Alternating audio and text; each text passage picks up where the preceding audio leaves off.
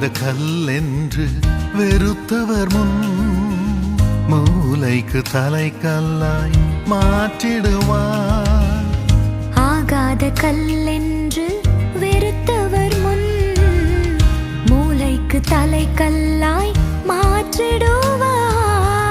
சகல ஜாதிகளால் விரும்பிடுவாய், இயேசுவின் மகிமையால் நிரம்பிடுவாய்.